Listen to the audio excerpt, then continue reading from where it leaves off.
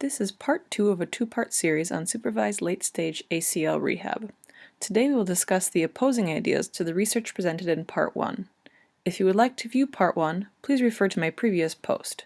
If you find this helpful, please visit our website at nextwavept.com for other content.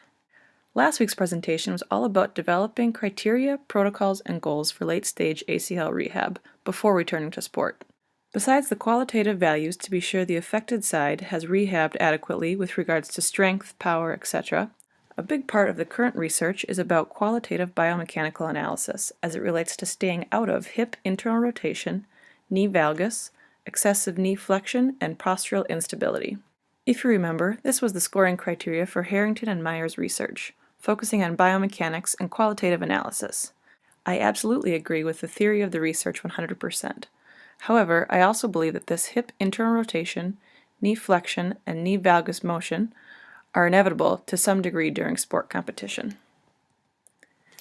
Take sprinters, for example. This was the start of the 100-meter final at the London Olympics. They burst into and through the ever-dreaded hip and knee position during the initial phase of their start. Some argue that this positioning actually optimizes glute activation for increased power and acceleration during a sprint start from the blocks. Here are some other pictures of athletes who are in the high-risk knee position who do not undergo ACL tear.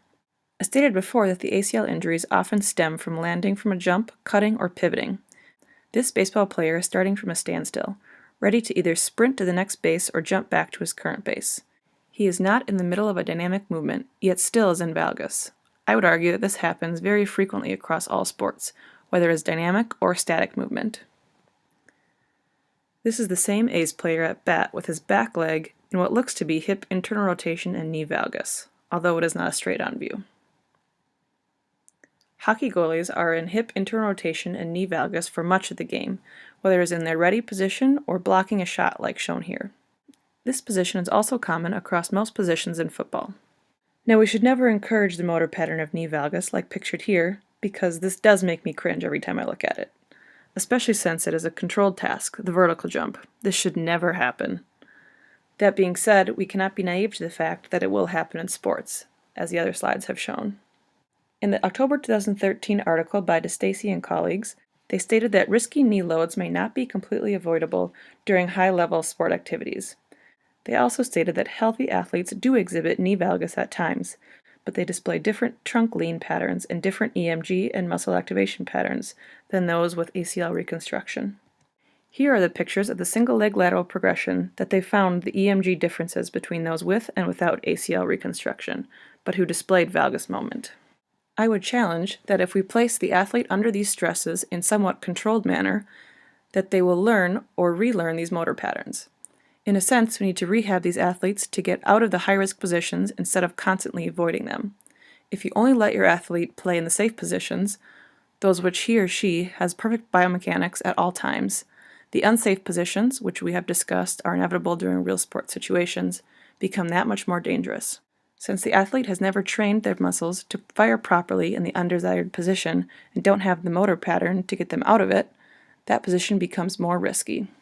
So I would argue that during this end-stage rehab, we need to challenge our athletes to do activities that will put them in these undesirable positions under supervision in a controlled environment, at least to begin with, in order to give them the tools to be able to get out of the undesirable hip internal rotation, knee valgus, knee flexion, and postural instability moment.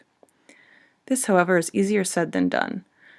We do need to be aware of the risks of allowing athletes into this position, and there is no research out there about timelines, intensity, frequency, etc. This needs to be applied carefully and thoughtfully, and only after the athlete has excellent foundation and good biomechanics with their double leg, single limb, dynamic, and plyometric movement. Initiating these drills too soon may actually promote poor motor control, which is the exact opposite of our goal. Because of the lack of research, I don't have any sample exercises for you, but I simply wanted to get the theory out there. Please respond below with any questions or comments you may have. I'd love to get your thoughts and ideas about this topic in general, as well as specifics about when to integrate it into the rehab protocol, exercises, and drills. Thanks for watching. Check out nextwavept.com for more videos, articles, and blogs.